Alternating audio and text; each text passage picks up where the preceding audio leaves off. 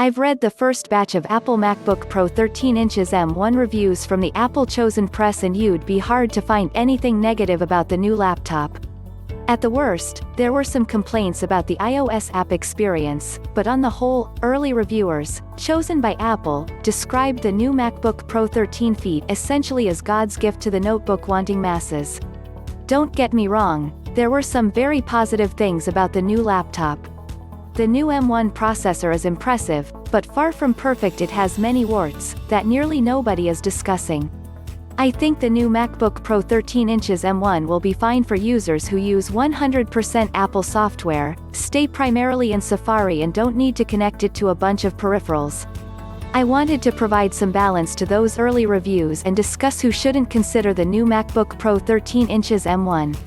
I know that may sound negative, but I call it balance. I've used my unit for nearly 5 days, and here is my assessment of who should avoid it.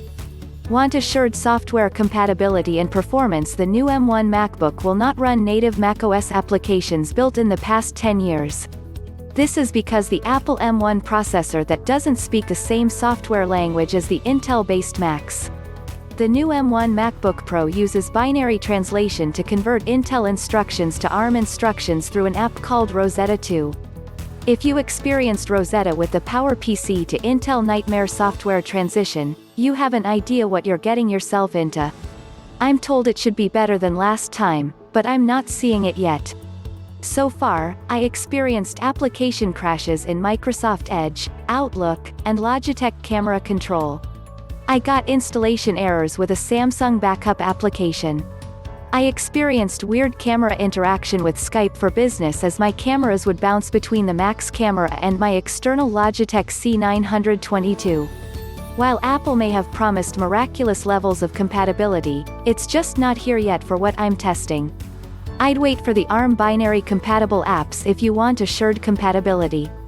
If you're an enterprise and have MacBooks on your approved client list, you may want to start testing these as soon as possible to see if the new MacBooks will even run your corporate apps and your management and security software stacks.